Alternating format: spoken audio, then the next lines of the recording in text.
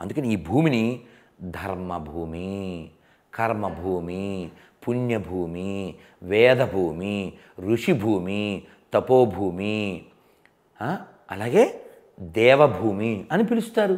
హిందీలో ఒక పాటలో చెప్తాం, చందన్ హై ఇస్ దేశ్ కి మాటి, తపోభూమి హర్ గావ్ హై, హర్ బాలా దేవి की प्रतिमा, బచ్చా బచ్చా రామ్ హై. ఎంత గొప్ప భావనమ్మా అది. హర్ శరీర్ మందిర్ సా పావన్, హర్ మానవ్ ఉపకారీ హై, జీవన్ కా ఆదర్శ యహా పరమేశ్వర్ కా ధామ్ హై, బచ్చా బచ్చా రామ్ హై. ఇది కదా జీవితంలో గొప్ప భావన, ఉన్నత భావన. నువ్వు ఎదుటి శరీరం ఒక మందిరం అని భావిస్తే, ఎదుటి శరీరంలో పరమాత్మ ఉన్నాడని భావిస్తే, వాడు కాఫీరు, వాడు అవిశ్వాసి, వాడు మా రిలీజియన్ను అనుకుని వాళ్ళని వేసేయడం, పసిపిల్లల్ని కోసేయడం, స్త్రీలని బట్టలు తీసి చంపేయడం, ఊరేగించడం, ఈ కాన్సెప్ట్లన్నీ ఎక్కడి నుంచి వస్తున్నాయి? పనికి మాలిన ఎడారి మతాల నుంచి. నేను ఇప్పటికే 1,10,00,000 కావాలి నాకు అంటే అక్కర్లేదు, ఎందుకంటే ఎవడు రాడు కాబట్టి. వీళ్ళకి 90 lakhs ఇవ్వాలా గొర్రెలకి? ఓకే, ఎవడు రావట్లేదు, ఆల్మోస్ట్ సంవత్సరం అయింది.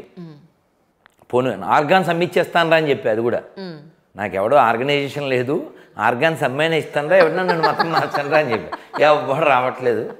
పోనీ 26 క్వశ్చన్లు చెప్పక్కర్లే, తిట్టేసి వెళ్ళిపోతారు అంతే. ఆ కామెంట్లోకి తిట్టేసి వెళ్ళిపోతారు, అంతే. ఏం చేయలేకపోతున్నాం. వాళ్ళకు 90 lakhs ఇవ్వాలా, తర్వాత 10 lakhs ఏమో ఈ జై భీమ్ వీళ్ళకి ఇవ్వాలా. ఈ ఏమంటారు, ఇది రావణాసురుడు మావాడు, నరకాసురుడు మావాడు. దీపావళి వచ్చేస్తుందిగా, ఈ బ్యాచ్ అంతా వచ్చాయి. ఎన్ని గొర్రెలు ఇవి? సర్టిఫికెట్లోనేమో హిందూ, బయటకు వస్తే గొర్రె అంటాడు. అటు ఇటు కానీ హృదయముతోటి ఎందుకురా ఈ గొర్రెల బతుకు, ఓన్లీ ఫర్ మెతుకు అని గడ్డి పెట్టినా మారనుకోండి, వేరే కదా. సో అలాగే ఈ సెక్యులర్ కుక్కలకి మొన్నే ఆ సిబిఐ డైరెక్టర్ నాగేశ్వరరావు గారు ఉన్నారుగా, ఇంటర్వ్యూ కూడా చేశారు. ఎవరో మీరు ఎవరు తెలియదు. ఆ నాగేశ్వరరావు గారి ముందే చెప్పాను నేను, any secular dog, English Telugu కూడా చెప్పా, ఏ సెక్యులర్ కుక్క అయినా రండి, సెక్యులరిజాన్ని నిరూపిస్తే 10 lakhs ఇస్తా. సెక్యులరిజం బాగుండదు ఇంకా వాడేస్తే, అందుకని వాడలేదు. సెక్యులరిజం ఏంటమ్మా ఫన్నీగాను. ఆ కేటీఆర్ సెక్యులరిజం గురించి మాట్లాడుతుంటాడు, మరి ఫన్నీగా ఉంటుంది. మునావర్ వస్తున్నప్పుడేమో షోలా తీసుకోవాలని జోకులు వేస్తాడు. మరి రజాకార్ సినిమాకి ఏమైపోద్ది, బీపీ వచ్చేది నీకు? మీ బామర్దులు ఏమన్నా అన్నావనా? అవును, మధ్యలో ఒక సినిమా గురించి కూడా మీరు చాలా ఘాటుగా స్పందించారు. ఏ సినిమా అయినా చెప్పండి, విషయం కావాలి మనకు. చెప్పండి.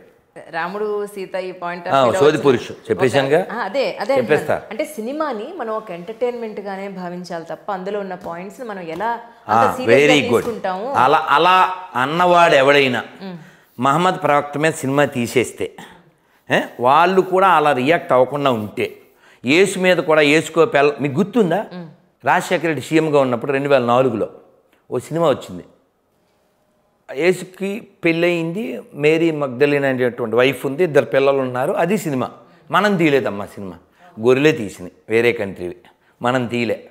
ఆ సినిమా ఇక్కడ వస్తే ఇక్కడ గొర్రెలు ఏదో బ్రిటిష్ వాడికే జన్మించినట్టు ఫీల్ అయ్యే గొర్రెలు నో అని అరిచేశారు. ఆయన క్రిస్టియన్ కాబట్టి దాన్ని బ్యాన్ చేసేసాడు అనుకోండి. ప్రపంచం అంతా చూసిన డావిన్సీ కోడ్ సినిమా పేరు. సో రెస్పాండ్ అవ్వకపోతే తప్పు మంది అవుతుందంట. ఖచ్చితంగా నిజం కావాలి, మనం ప్రాక్టికల్గా మాట్లాడదాం. అది ఏదైనా పర్వాలే, ఏదైనా ప్రాక్టికల్గా మాట్లాడదాం. అది ఏదైనా అది నిజం తీయాలి తప్ప దాన్ని ఆర్టిఫిషియల్గా తీయద్దంటున్నారు మీరు. అంతేనా? ఒక రాధా 2 కృష్ణులని సినిమా తీశాడు. అలా ఎందుకు తీశాడు? నీకు దైవం పట్ల గౌరవం లేదు, రియాక్ట్ అవ్వరు, అందుకని తీసావు. అదే నువ్వు ప్రవక్త, ఆయన భార్యలు, లేకపోతేనేమో ఇంకోటి, అవి ఎందుకు టచ్ చేయవు? ఎందుకు టచ్ చేయవు? ఎందుకంటే ఫ్రాన్స్లో ఎవడో ఒకటి బొమ్మ గీశాడు, ప్రవక్త బొమ్మ. ఆ తర్వాత ఆ స్టూడియో లేదు, అసలు ఆ పత్రికా ఆఫీసు లేదు మర్నాడు. ఓకే, ఎందుకంటే ముష్రిక్ అంటారు, విగ్రహారాధన చేసిన బొమ్మ గీసిన ముష్రిక్స్. సో ముష్రిక్స్ ఉండకూడదు, అందుకని వాళ్ళని భూమి మీద లేకుండా చేశారు. నాకు మధ్యలో చాలామంది అంటే ఇలా దేవుడు లేడు అని అనేవాళ్ళు, విగ్రహారాధన ఏమిటండి, విగ్రహంలో ఏముంటుంది, విగ్రహంలో ప్రాణం ఉంటుందా అని అంటే వాళ్ళకి అంటే నాకున్న నాలెడ్జ్కి మనం భగవంతుడిని ప్రతి వస్తువులను చూస్తామండి. చంటి పిల్లల్లో చూస్తాం, మన నేచర్లో చూస్తాం, మొక్కలో చూస్తాం, చిన్న రాయిలో కూడా చూస్తాం. నీళ్లు గంగమ్మ, భూమి భూమాత, ఆవు గోమాత, తులసి తులసమ్మ, పుస్తకం సరస్వతి, డబ్బులు లక్ష్మీదేవి, అన్నం అన్నపూర్ణ. అంతటా మేము అమ్మని చూస్తాం, బొమ్మను చూడం ఇలాగా. ఎనాలిసిస్ చేద్దాం మనం, గుడ్డిగా లేదు, ఎనాలిసిస్ లేదు. ఆన్సర్ వచ్చేసింది అంతే. ఇంకా నా ప్రశ్నకు మీరు ఆన్సర్ ఇచ్చేసారు. కానీ నిజం చెప్పండి, అంటే మీరు సన్యాసాశ్రమం తీసుకున్నట్ట? అవునా? ఎప్పుడో అమ్మ. విషయం ఏంటంటే నేను అలా పుస్తకాలు చదవడం అనే నా ఆసక్తిలో నా స్నేహితుడు నాకు పుస్తకం ఇచ్చాడు. నేను అలా సర్వేశ్జీ వెంట వెళ్ళడం, తర్వాత ఇంట్లోంచి వెళ్ళడం, ఈ పాట వినేశాక ఆ తర్వాత కొంతకాలం అలా రాష్ట్రీయ స్వయం సేవక సంఘంలో ఉండడం, తర్వాత కాలంలో ఈ పుస్తకం పేరు ఆత్మ సాక్షాత్కార శాస్త్రం. ఓకే.